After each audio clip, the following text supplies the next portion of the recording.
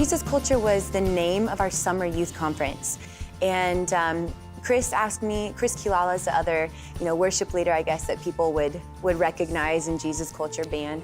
And him and I started kind of running the youth worship team. Honestly, I was mainly just trying to teach teenage girls how to sing and how to be part of the team. That was the main thing I was doing.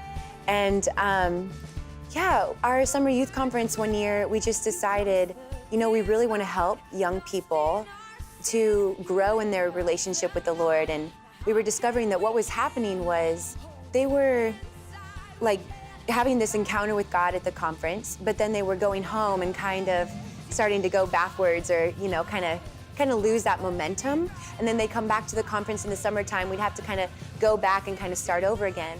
And we wanted them to have something that could keep them moving forward in the relationship with God. And that way, when they came back the next summer, we're kind of built up a little bit, So we recorded our worship set there at the conference. We had no money, it wasn't fancy, it was like, push record on the tape deck or something, I don't know.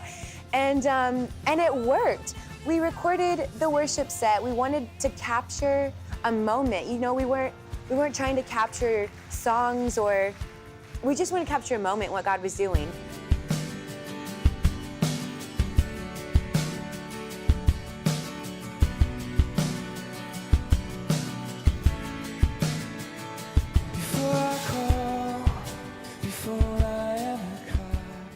So we really wanted people to encounter Jesus, but then we wanted them to be able to do that at home, have something that they can push play and they can be back in that moment and they can feel his presence, they can grow in his presence.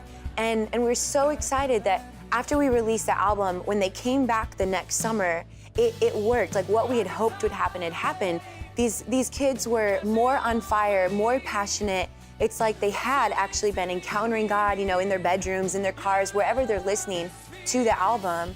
And when they came, they were ready to go deeper. They were ready to go further. And it felt like we could really start building momentum with these kids. And so the Lord began just kind of growing us and growing our reach.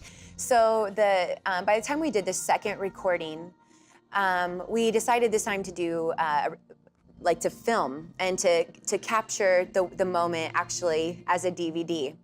And that is what changed everything, because after it came out, all of a sudden some kid had uploaded the video of How He Loves onto YouTube.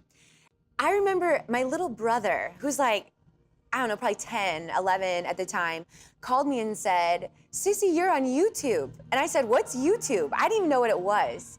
And he shows me how to get to that. And I look at this video and I'm like, "What is this number right here?" And he said, "That's the number of people have seen this." And at that point, it was 22,000 and it hadn't been up very long. So of course, we ended up having to take the video down and put it up legally, all the legal stuff. But it just took off, it went viral. And at that point, that's when the Lord just it's like he took Jesus Culture and just put us on a rocket. And all of a sudden, there's churches and people around the world that are calling and saying, "Can you come and do a Jesus Culture conference in my state, in my city, in my nation?" And we just began going out and doing what we do and what we've always done with the Lord, but in other places around the world. And myself and Chris, our keyboard player, Ian was a kid in the youth group who we were, raising up. We've all been with banning for me, it's been about 16 years. For Chris, we're looking at 20 years. We've been a team for a really long time. And our core values have always been centered around, our team and God first, his presence first. It's the most important thing.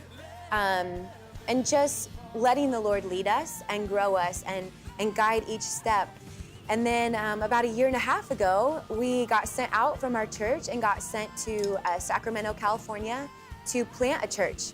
And so Jesus Culture is now expanded from a ministry and a worship movement to a church. And we celebrated a year last September, so we're about a year and a half into it. And it has been the most rewarding and exciting experience for all of us. So now we're we're getting, you know, to do what we do, but building it in a local community. And it's what we're focusing on now. It's been awesome.